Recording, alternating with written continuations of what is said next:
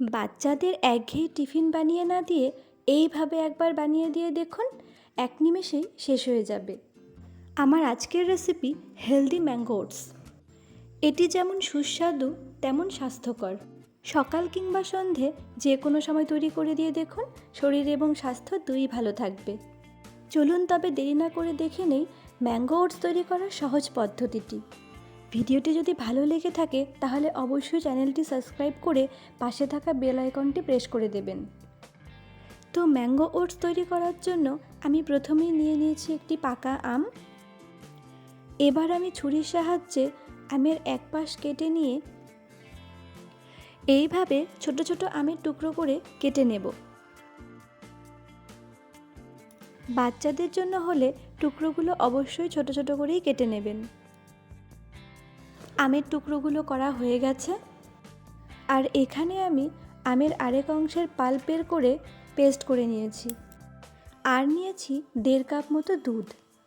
আর এখানে নিয়েছি 4টে কাঠবাদাম, 2টো খেজুর, 3টে কাজু বাদাম এবং অল্প কয়েকটা কিশমিশ। এবার আমি সমস্ত ড্রাই ফ্রুটসগুলোকে খুব ছোট ছোট টুকরো করে কেটে নেব, যাতে বাচ্চাদের খেতে কোনো অসুবিধে না হয়। তাছাড়াও আপনারা চাইলে বাদামগুলোকে গুঁড়ো করে দিতে পারেন। যদি বাচ্চার বয়স 2 বছর বা তার বেশি হয় তাহলে তাদেরও খেতে কোনো অসুবিধে হবে না। তো আমার ড্রাই ফ্রুটসগুলোকে ছোট ছোট করে কাটা হয়ে গেছে। এবার আমি খেজুরের খোসাগুলো এইভাবে ছাড়িয়ে নিচ্ছি। খেজুরের খোসাগুলো কিন্তু অবশ্যই ছাড়িয়ে নিতে হবে। আর এখন এতে সামান্য অল্প জল দিয়ে একটি চামচের সাহায্যে এটাকে আমি ম্যাশ করে নেব। এবার গ্যাসে একটি প্যান বসিয়ে দিলাম। এবার এতে দিয়ে দেব প্রায় 150 গ্রাম মতন গরুর দুধ।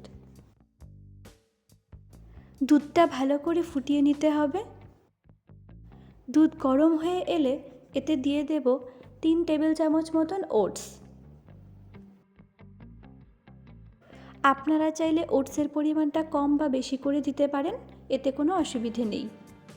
কিছুক্ষণ ভালো করে ফুটিয়ে নিয়ে এতে দিয়ে দেব 2 চা চামচ চিনি।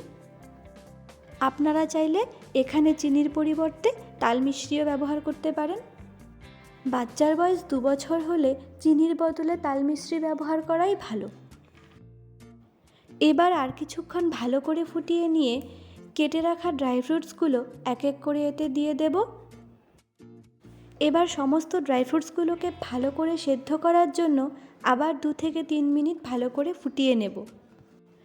এরপর এতে দিয়ে দেব ম্যাশ করে রাখা খেজুর। খেজুর কিন্তু অবশ্যই শেষে দিতে হবে। এবার দুধের সাথে খেজুর ভালোভাবে মিশিয়ে নিয়ে এতে দিয়ে দেব আমের পেস্ট। এবার আমের পেস্টের সাথে সব কিছুকে আবার ভালো করে মিশিয়ে নিতে হবে। কিছুক্ষণ নেড়েচেড়ে কুক করে নিতে হবে। সমস্ত কিছু খুব সুন্দরভাবে মিশে গিয়ে খুব সুন্দর একটা রং চলে এসেছে। এখন এতে দিয়ে দেব আগের থেকে টুকরো করে রাখা আম।